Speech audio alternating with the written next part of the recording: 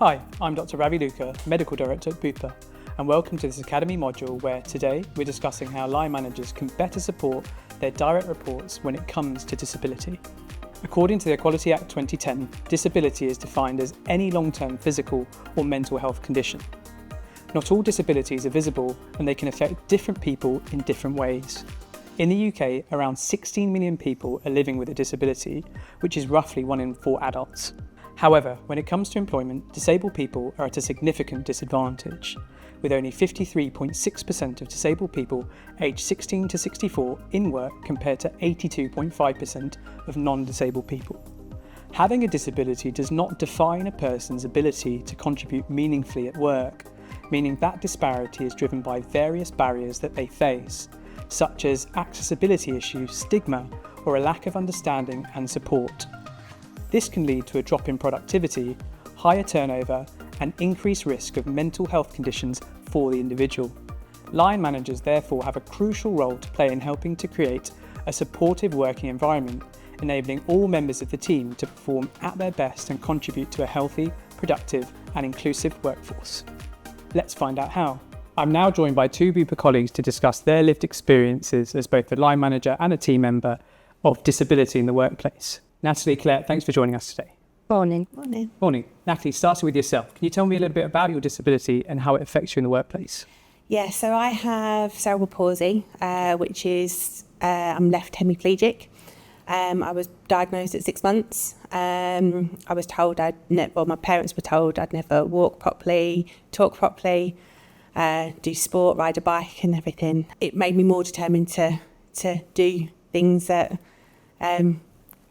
I didn't think I'd be able to do. My parents didn't think I'd be able to do. Yeah. So I was a Paralympic swimmer for about 16, 17 years. Been to 4 Paralympic Games, Sydney, Athens, Beijing and London. So a lot of my experiences have come from being in the Paralympics and also as well being comfortable enough to sort of talk about my disability and talk about how it affects me and the way it affects me in the workplace as well. So. Yeah. So I won 2 gold in Athens, 2 bronze in Beijing, and then a bronze in London as well. And for somebody at 6 months old who's told they can't even swim, to then go on to get the pinnacle of achievement, to get 2 gold medals is just an absolutely incredible achievement. Yeah. Great. And how about, Natalie, in the workplace, how would you say your cerebral palsy affects you? So I've been at Bupa for 6.5 years.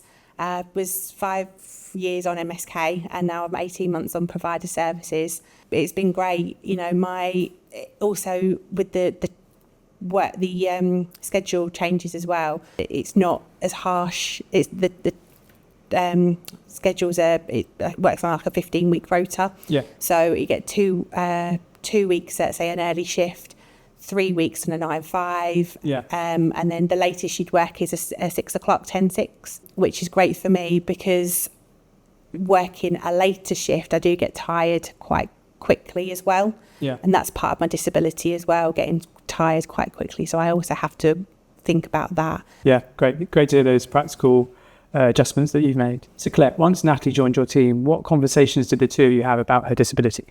I think for me it was really important that Natalie felt comfortable and it was understanding what works best. Natalie mentioned about the later shifts, it's harder because she gets more tired. Yeah. So it was making sure that they were in the right place. And also all the things that what was in place, is that still working? Because sometimes it doesn't always continue to work.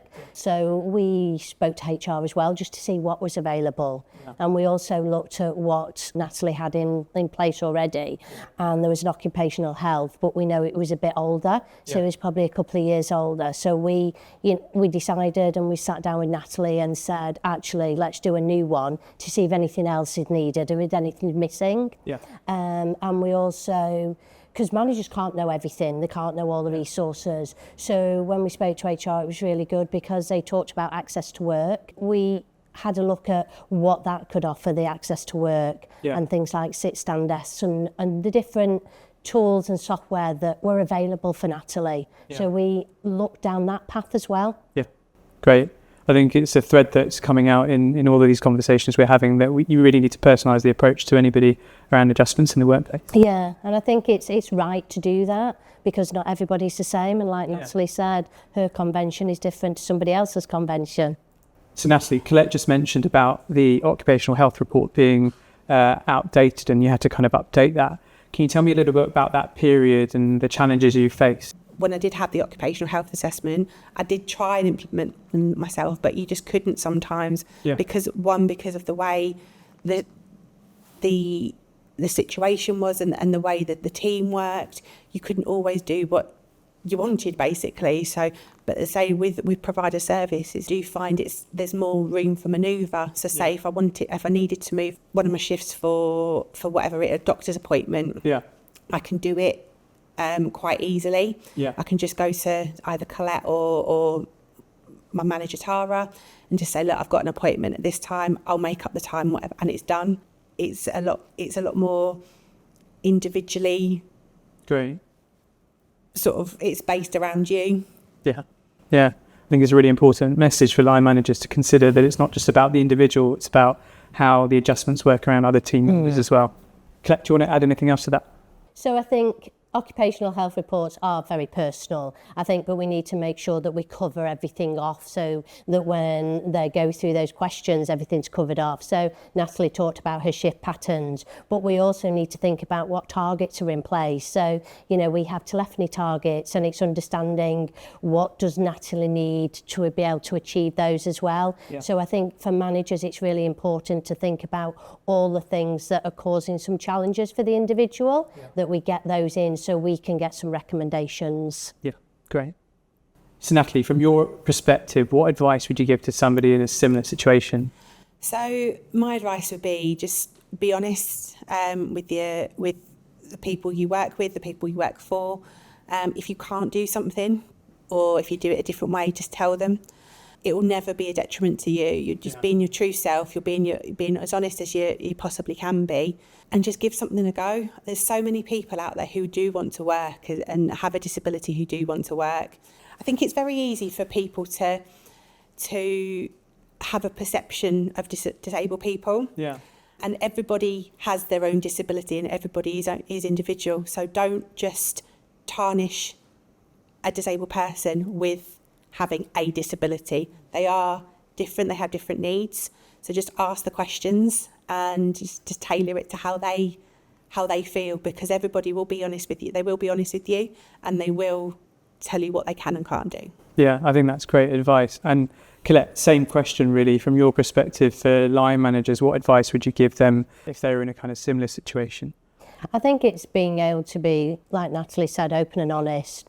And not just assuming that we know best, because as a manager you want to see your colleagues flourish in there and do their role, but that means they may need additional tools and resources, and don't be afraid to ask.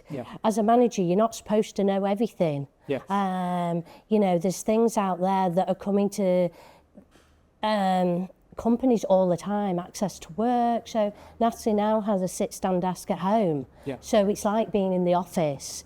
We can flex her shifts. And sometimes it's about, if we can't do it, it's sitting down and saying, right, what can we do? It can't always be a hard no. But there are compromises so that we can make. But I think it's building that relationship and knowing your people. And like I say, I'm never afraid to ask a question. I really don't know where to go to this. And someone always knows the answer. So, and don't assume things have been done. So, like we were talking earlier about occupational health, they're great, but it doesn't mean you can't do another. Just because you have one doesn't mean you can't do another. Things change, circumstances change from, month to month. So it's okay to do another. It's about asking those questions and supporting, like, what is it? What do you need? How can we help you? And like Natalie said, don't just see the disability. Because Natalie, she's a breath of fresh air on the team. Thanks again for great advice to any line manager working with somebody with a disability. So Colette, Natalie, thank you so much for joining us today. Thank you for being so open about your story, your life living with a disability, but also most importantly, such an inspirational story to all of us. So thanks again. Thank you. Thank you for watching this Academy module on disability. Today we've heard one person's story, but it is important to remember that everyone's experience of disability is different. Support needs can vary and no two journeys are the same. However, the conversation today has shown us how inclusive workplaces don't happen by accident. They're created through awareness, empathy, and proactivity. Whether you're managing a team or navigating your own challenges, remember, you don't need to know all the answers. But being open to listening, learning, and seeking advice on how best to support people can go a long way. For more tools and support for dealing with health and wellbeing issues in the workplace, head to Bupa's Workplace Academy webpage at www.bupa.co.uk/academy. Thanks again for watching.